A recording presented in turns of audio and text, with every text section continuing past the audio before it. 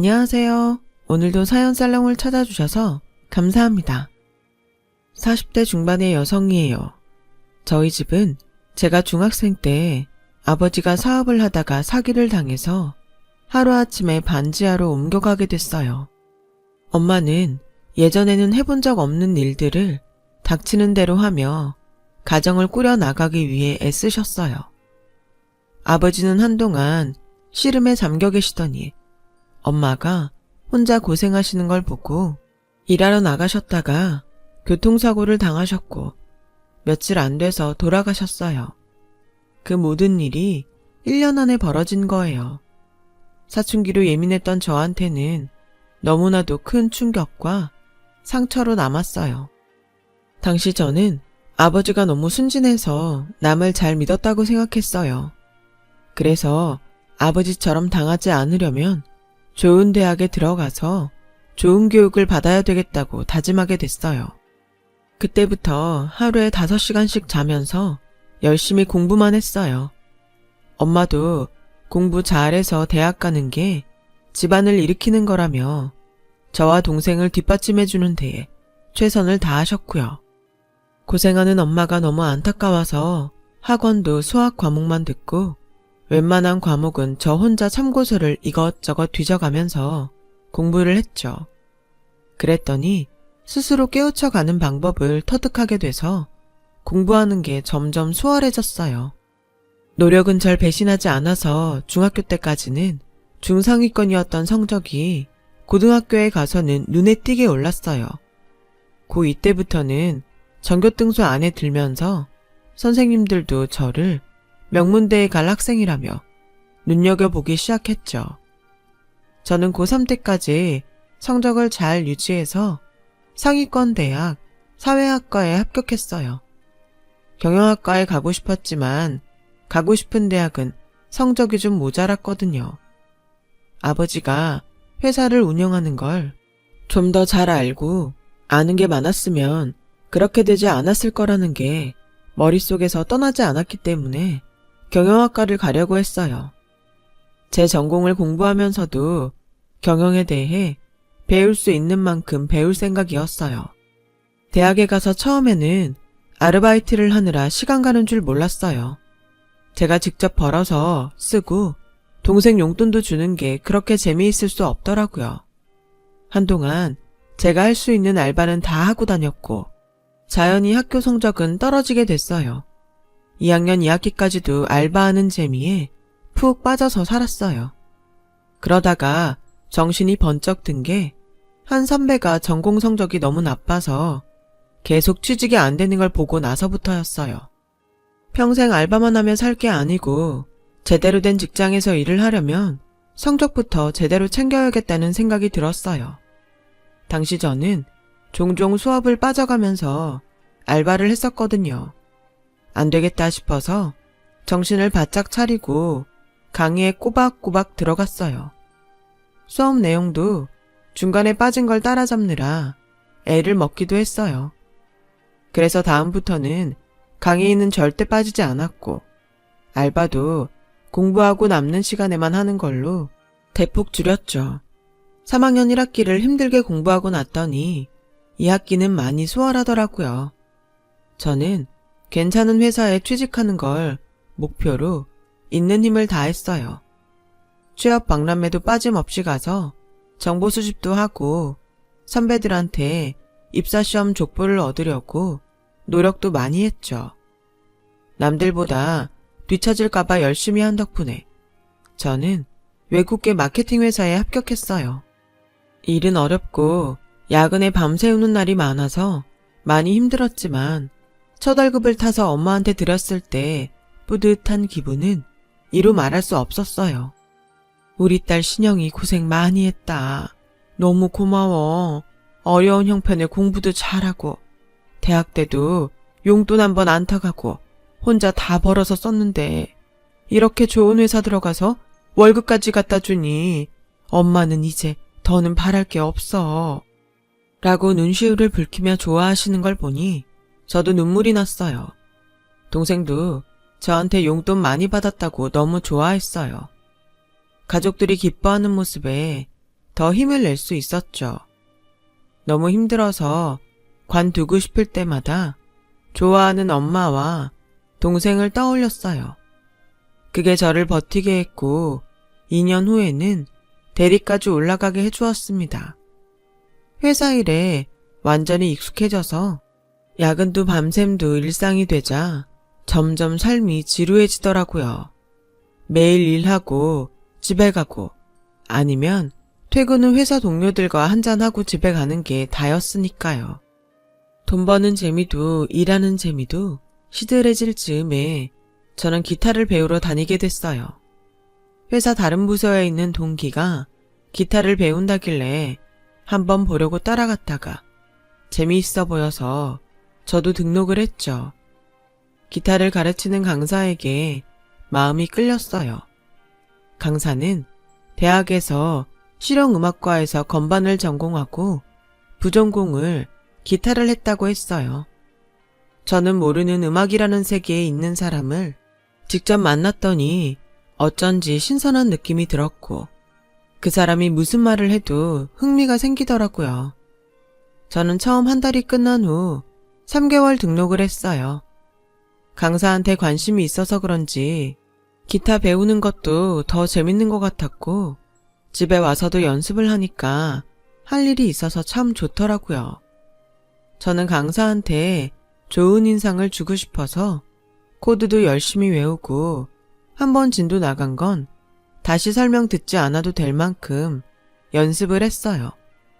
그랬더니 그 강사는 저보고 대단하다고 칭찬을 하더라고요. 박신영님, 정말 대단하세요. 한번 가르쳐드리면 잊어버리지 않고 그걸 그대로 다 해오시네요. 성인 취미반에 이렇게 하시는 분이 드물거든요. 재능이 있으신가 봐요. 별 말씀을요. 그냥 집에 가서 죽어라 연습만 했어요. 다시 설명 듣고 진도 안 나가면 저만 손해잖아요. 그래서 집에 있는 시간엔 거의 기타 연습만 해요. 에이, 남자친구도 만나시고 회사 일도 바쁘실 텐데 어떻게 연습만 하셨겠어요. 겸손하시네요. 저는 남자친구가 없다고 했고 강사는 자기가 괜한 말을 했다며 저한테 몇 번이고 사과를 했어요. 그렇게 사과할 일 아니라고 괜찮다고 했죠. 그리고 다음 레슨날 갔는데 강사가 저한테 데이트 신청을 하는 거였어요. 솔직히 말씀드리면 지난번에 남자친구가 없다고 하셔서 속으로 잘됐다 했어요. 저 박신영님한테 관심 많거든요. 라는 말에 저는 무엇에 홀린 듯이 그 사람 말을 받아들였어요. 사실 저는 외모도 평범하고 누가 첫눈에 좋다고 할 정도는 아니었는데 그때까지 고백을 받아본 적도 없었고요. 그런데 제가 호감을 갖고 있는 사람이 저에게 마음이 있다고 하니 정신이 없었던 것 같아요. 저와 그 사람은 그렇게 만남을 시작했고 1년 이상 사귀는 사이가 됐어요. 엄마는 제가 음악학원 강사를 만난다는 것을 알고 계셨어요. 만나고 6개월쯤 됐을 때 얘기했거든요. 저는 그 남자와 결혼을 하고 싶었고 그런 제 마음을 눈치채신 엄마는 네 남자친구가 음악 강사로 계속 일은 한다고 하지만 정규직은 아닌 거잖아. 난 결혼 상대는 제대로 직업이 있는 사람이 좋은 것 같다. 네가 정 좋다고 하면 어쩔 수 없는 거지만 그 사람 곧 학원 차릴 거래. 원래 음악하는 사람들이 거의 대부분 프리랜서잖아. 음악도 포기하지 않고 하는 거 보면 줏대는 있는 사람 같아. 라고 하자 엄마는 별 수 없다는 듯 알겠다며 한숨을 쉬었어요. 그 즈음 남자도 언제 결혼 이야기를 꺼내야 하나 고민하는 것 같길래 만난 지 400일이 되던 날 모른 척하며 근사한 레스토랑에서 밥을 먹자고 미리 예약을 했어요. 제 예상대로 남자는 이때다 하고 제게 프로포즈를 하더라고요. 신영아, 우리 결혼하자. 너한테 정말 잘할게. 라며 14K 반지를 내미는데 저는 그것만으로도 너무 기뻤어요. 그 사람이 레슨하면서 돈을 많이 못 버는 걸 알았으니까요. 저희는 곧 양쪽 집의 결혼 소식을 알리고 준비에 들어갔어요. 남자도 저희 집처럼 아버지가 안 계셨고, 남자 어머니는 결혼 당사자들하고 어머니들만 만나자고 했어요. 남자 어머니는 좀 깐깐해 보이기는 해도 점잖고 좋은 분 같았어요. 엄마는 처음부터 많은 걸 포기하신 것 같아 보였지만 어쨌든 결혼을 허락해 주셔서 그해 가을에 조촐한 결혼식을 올렸어요. 남자가 사정이 좋지 않아서 제가 결혼식 때 하고 싶었던 걸 많이 포기하고 정말 소박하게 했어요. 남자가 음악을 하는 게 보기 좋아서 어떻게든 밀어주기로 했어요. 안정적으로 음악을 하려면 경제적인 안정이 중요하고 저보다 못하다는 생각이 들면 안 될 것 같아서 남자 앞으로 음악학원을 내줬어요. 학원이 개원하는 날 시어머니는 떡에 음식을 잔뜩 해서 사람들에게 나눠줬어요. 너한테 정말 고맙다. 우리 성태가 이제야 좀 피려나 보다. 이게 다 네 덕분이야. 시어머니는 제 손을 꼭 붙잡아 주더라고요. 남편은 전보다 활기가 있어졌고 자기 음악을 하는 데에도 열심히였어요. 학원에 학생들이 많은 편은 아니었지만 점차 나아질 거라고 생각했죠. 하지만 시간이 지나도 학원이 잘 되지는 않았어요. 그렇다고 안 되는 것도 아니라서 그럭저럭 해 나갔어요. 시간이 흐르고 학원을 연 지 2년이 좀 넘었을 때였어요. 학원 일이 안 맞는다며 불평을 하던 남편은 유명한 가수 노래를 프로듀싱 하게 됐다며 신이 나서 집에 왔더라고요. 내가 뭘 했어. 날 알아보는 사람만 있으면 나도 잘 될 거라고 했잖아. 신영이 너 이제 남편이 얼마나 잘 나가는 사람인지 곧 알게 될 거야. 그래, 당신이 꼭 해낼 줄 알았어. 정말 잘 됐다. 힘내.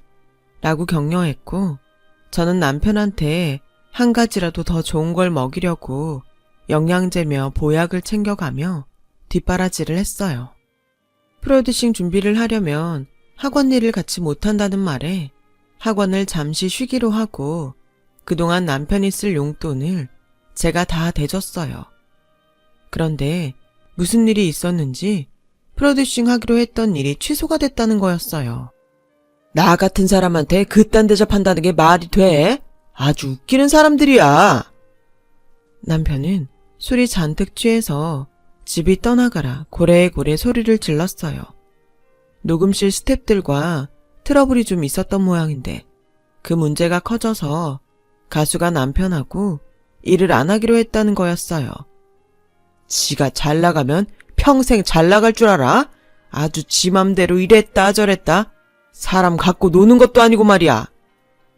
저는 달리 뭐라고 위로해야 좋을지 몰라서 조심스럽게 속상하겠지만 잊어버려.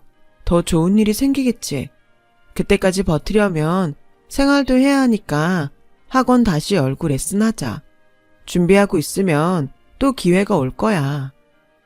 넌 그게 문제야 항상. 아주 사람을 있는 대로 몰아붙인다니까. 그러니까 내가 마음 편히 뭘 할 수가 없어. 입만 열면 돈 벌어오라고나 하고 그러면서 무슨 뒷바라지를 한다는 거야. 그게 아니라 이번 일 안 된 거 너무 상심하지 말라는 뜻이잖아. 뭘 그렇게 꼬아서 받아들여. 마음대로 넘겨짚어서 사람 이상한 게 만드는 거 당신이잖아. 너도 날 우습게 보는 거야? 너 항상 그랬어. 지가 돈 좀 번다고 사람 얕보고 말이야. 아우 기분 나빠. 라더니 문을 쾅 닫고 집을 나가버리는 거였어요. 너무 기가 막히고 어이가 없었지만 일단 사람이 어디 있는지는 알아야 되니까 연락을 해봤죠. 하지만 남편은 전화를 받지 않았고 나중에는 핸드폰을 꺼놓았어요. 그날 이후로 남편은 학원에서 잔다며 집에 잘 들어오지 않았고 저희 사이는 냉랭해져 갔어요. 제가 아무리 말로 풀어보려 해도 저와 얼굴도 마주치려고 하지 않으니 어떻게 해볼 도리가 없었어요.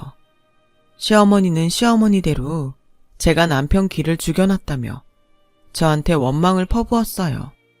잘난 며느리 얻지 말라고 주변에서 다들 말릴 때 들었어야 했어. 내가 너무 널 믿은 거지.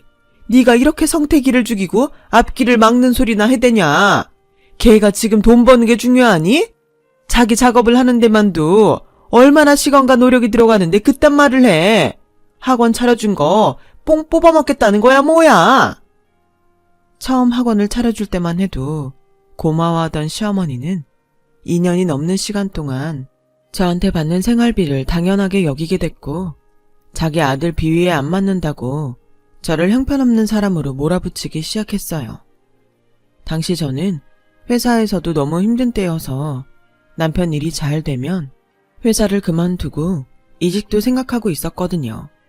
하지만 일이 다 어그러져서 저는 울며 겨자 먹기로 회사를 다녀야 했고 그러다가 결국 제 풀에 지쳐서 퇴사를 해야 했어요.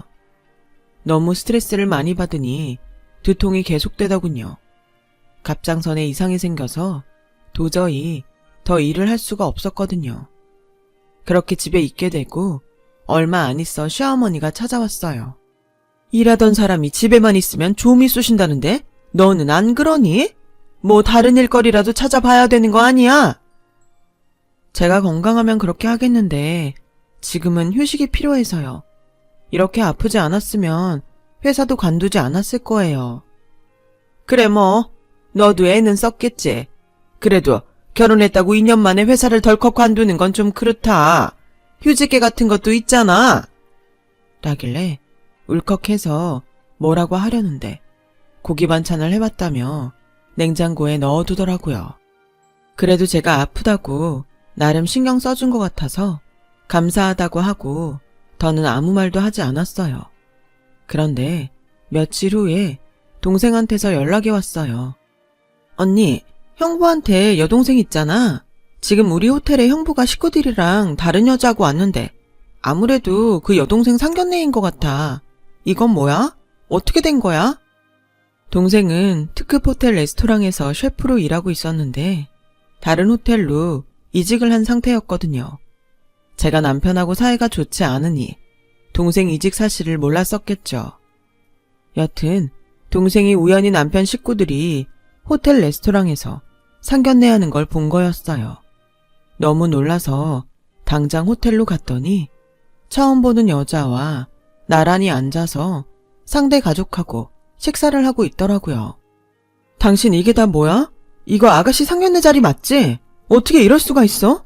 나한테 말도 안 하고 이게 뭐야? 라고 했더니 남편은 제 두 팔을 잡고 억지로 밖으로 끌어냈어요. 너 아프다고 해서 저분한테 오늘 부탁한 거야. 그런데 이렇게 소란을 피우면 어떡해? 저 사람한테 고마워하지는 못할 망정. 이게 무슨 짓이야? 얼른 가! 라며 저를 내쫓아버렸고 저와 여동생은 분에 겨워서 부르르 떨고만 있었죠. 그날 밤 시어머니는 남편과 함께 오더니 니네 혼인신고 안 돼 있잖아. 너도 성태도 처녀총각이나 다름없어. 그러니까 이쯤에서 그만 갈라서라. 우리 성태한테도 진짜 인연이 나타난 것 같으니 너도 네 살 길 찾아서 가면 좋겠다. 라는 시어머니 말에 저는 그제야 혼인신고하러 제가 가지 않았던 게 기억났어요. 남편은 제가 바쁘다며 자기가 다 알아서 한다고 했고 저는 그 말을 철석같이 믿고 있다가 이렇게 뒤통수를 맞게 된 거죠. 당시 저는 몸도 너무 안 좋았고 남편 집안과 맞서 싸울 만큼 정신적으로 강하지도 못했어요. 결국 며칠 후 저는 짐을 싸들고 친정으로 돌아왔어요. 학원도 제가 모르는 사이에 남편이 이미 다른 사람한테 넘겼더라고요. 남편 이름으로 학원을 계약했던 제가 바보였죠. 저는 한동안 자리에 누워서 일어나질 못했어요. 몸이 아픈 것도 있었지만 배신감과 충격에 마음도 힘들었거든요. 병원은 꾸역꾸역 다니면서 약을 먹었지만 뭘 하며 어떻게 살아야 할지 몰랐어요. 그러던 어느 날 동생이 자기와 동업을 하자고 하더라고요. 나 내 가게 차리고 싶은데 경영은 아는 게 없잖아. 음식은 내가 만들게. 언니가 경영을 맡아줘. 나 그동안 돈도 꽤 모았어. 가게 차리는 건 걱정 마. 혼자서 하는 음식점에 경영하는 사람까지 필요하지 않을 텐데 저를 기운 차리게 해주려고 하는 것 같아서 그 마음이 고마워 알겠다고 했죠. 동생은 캐주얼 한식당을 열어서 젊은 층을 겨냥한 건강한 밥상을 만드는 일에 주력했어요. 저는 원가 절감을 위해서 원산지로 가서 재료를 계약했고 젊은 사람들 감각에 맞는 포스터와 메뉴판을 기획했어요. 그렇게 열게 된 가게는 동생이 열심히 한 덕분에 금방 입소문이 났어요. 엄마가 해준 것 같은 한상 가정식 컨셉이 젊은 직장인들 사이에서 반응이 좋았어요. 가게는 평수를 늘려서 좀 더 자리가 좋은 데로 옮겼어요. 그때 저는 퇴직금으로 받았던 걸 동생한테 줬어요. 이거 그냥 주는 거 아니야. 내가 투자하는 거야. 네가 하는 가게가 아주 잘 될 것 같아서 나도 돈 좀 벌어보려고 그래. 언니가 준 돈 흐지부지 없어지지 않게 내가 정말 꼭 흑자 내도록 열심히 노력할게. 동생은 그 말대로 정말 밤잠을 설쳐가며 가게를 꾸려나갔죠. 레스토랑은 새 자리에서도 많은 손님이 오게 됐어요. 레스토랑이 자리를 잡자 동생은 전부터 해보고 싶었다며 대학가에 분식집을 차리고 싶다고 했어요.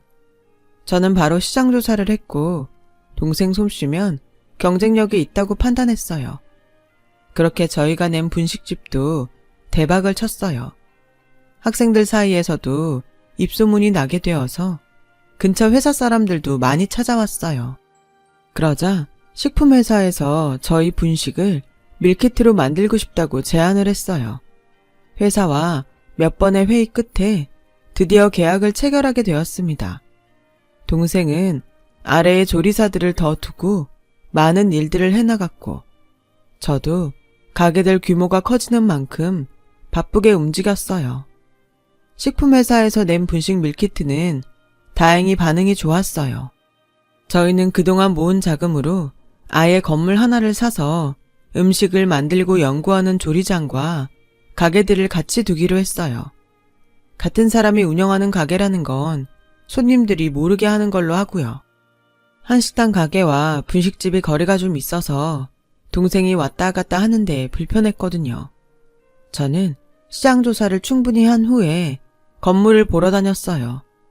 마침 적당한 건물이 나와서 동생과 함께 부동산 중개사를 찾아가게 되었죠. 중개사는 주인에게 연락을 한 후에 저희에게 건물을 보여주더군요. 연식이 좀 있어서 여기저기 흠이 있고 낡은 데가 있었지만 조금만 손을 보면 괜찮을 것 같아서 계약을 하기로 했죠. 그러자 중개사는 큰 건을 계약하게 됐다며 기분이 좋다면서 저희에게 점심을 사겠다고 하더라고요.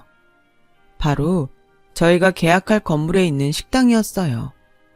고기를 주로 하는 가게였는데 장사가 잘 돼서 다른 곳으로 옮긴다며 맛이 괜찮다고 했어요. 음식을 주문하고 나오기를 기다리는데 다른 테이블에 음식을 나르던 아주머니가 실수로 제 옷에 국물을 흘렸어요. 저는 바로 물수건을 새로 달라고 해서 옷을 닦았고 주인은 그걸 알고 바로 와서 저한테 사과를 했어요.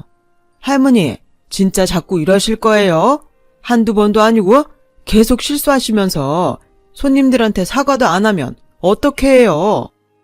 라며 주인이 짜증을 내자 할머니 소리를 들은 직원은 그제야 겨우 저를 제대로 보며 미안하다고 하더라고요.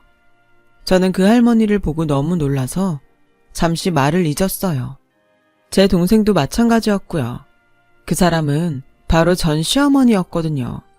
시어머니도 저를 알아보더니 놀란 얼굴로 허둥지둥 주방 쪽으로 들어가 버렸어요. 주인은 불쌍해서 써줬더니 맨날 제 멋대로라며 주방에서 뭐 할 줄 아는 게 있냐며 나오라고 하더라고요. 저희는 너무 놀라서 밥도 먹는 둥 마는 둥 하고 나왔어요. 중개사와 다음에 주인을 만나서 계약하기로 약속을 하고 돌아가려는데 뒤에서 누가 제 팔을 꽉 잡는 거였어요. 얘, 너 신영이 맞지? 세상에, 이렇게 만나다니. 어떻게 이런 일이 있니? 진짜 죽으라는 법은 없나 보다. 우리가 인연은 인연인가 보다. 무슨 말씀을 하시는 건지 모르겠는데요. 할머니가 저한테 무슨 볼일이세요? 라며 제가 차갑게 팔을 뿌리쳤더니 시어머니는 당황하더군요. 우리도 그동안 네가 많이 궁금했어. 근데 연락도 안 되고 어디 있는지 알 수가 없어서 못 찾았지 뭐냐. 이렇게 다시 만난 거 보니 다 하늘의 뜻인 것 같다 얘. 네가 우리 돈 좀 마련해 줄 수 있겠니? 해줄 수 있지? 너 성태 좋아하잖아. 학원도 차려주고 잘했잖아. 지금 언제적 얘기하시는 거예요? 그리고 왜 저한테 계속 반말하세요? 저하고 그쪽은 이제 아무 사이도 아니잖아요. 그렇게만 말할 게 아니라 너도 우리 성태 보고 싶었을 거 아니야. 미쳤어요? 제가 그 남자를 왜 보고 싶어 해요? 제 돈 다 털어먹고 혼인신고했다고 거짓말까지 한 사람을요. 거기에 할머니도 한몫했잖아요. 사람 간 보느라 혼인신고를 2년 넘게 안 하다가 아파서 회사 못 다니게 생기니까 이혼하라고 하는 인간들이 뭐가 궁금하겠어요? 라며 크게 소리를 지르자 가게 안에서 주인도 내다보고 주변에 있는 사람들이 다 시어머니를 쳐다봤어요. 그렇게 시어머니는 저한테 무안을 당하고 물러났는데 다음 날 전 남편이 어떻게 저희 레스토랑을 알고 찾아왔더라고요. 전 남편은 몰골이 초라하고 말이 아니었어요. 내가 면목 없는 건 아는데 한 번만 도와줘. 그러면 절대 실망시키지 않고 꼭 갚을게. 응? 내가 댁을 왜 도와줍니까? 그리고 당신네는 예의도 몰라요? 하나같이 처음 보면서 어디다 대고 돈돈거립니까? 라고 하자 남편은 제 앞에 무릎을 꿇으며 박신영 사장님 한 번만 도와주세요. 예정을 생각해서라도 어떻게 해주세요. 오죽하면 제가 찾아왔겠어요. 저도 웬만하면 이렇게까지 하는 사람 왜 안 도와주겠어요. 그럴만 하니까 그렇겠죠. 경찰 부르기 전에 당장 나가요. 남편은 별 수 없이 일어났고 직원들에 떠밀려 밖으로 내쳐졌어요. 남편은 그때 상견례장에 있던 여자와 결혼을 했다고 해요. 음악 프로듀싱을 한다며 연예 기획사들을 찾아갔지만 아무데도 남편을 써주지 않았고 결국 여자가 집을 팔아서 저금했던 돈까지 다 들고 어디론가 사라졌다고 해요. 그 뒤로 남편과 시어머니는 생활이 어려워져서 식당 일과 일일 노동을 한다더군요. 사정은 안 됐지만 저는 다 자기가 한 대로 돌려받았다고 생각했어요. 그날 거기서 시어머니를 만난 것도 저보고 더 억울해하지 말라고 그 사람들 사는 걸 보여주려고 그런 것 같았고요. 남편과 시어머니는 그 후로 저희를 찾지 않았어요. 어디서 어떻게 사는지도 모르는 채 이렇게 세월이 흘렀네요. 저와 제 동생은 그동안 결혼을 했고 각자 가정을 꾸려서 행복하게 살고 있어요. 물론 가게도 잘하고 있고요. 사람한테 치여서 세상 일 다 싫었는데 이렇게 사람한테 치유받게 되었습니다. 동생에게도 지금의 제 남편에게도 새삼 더 고맙고 감사해집니다. 오늘 제 사연을 들어주신 분들 모두 감사드려요. 앞으로 다들 좋은 일만 많이 있고 매일 행복하시길 바랄게요. 늘 건강하세요. 여러분, 사연 댓글에 응원과 현명한 조언 부탁드려요. 좋아요와 구독은 저에게 큰 힘이 됩니다. 오늘도 좋은 일 가득하세요.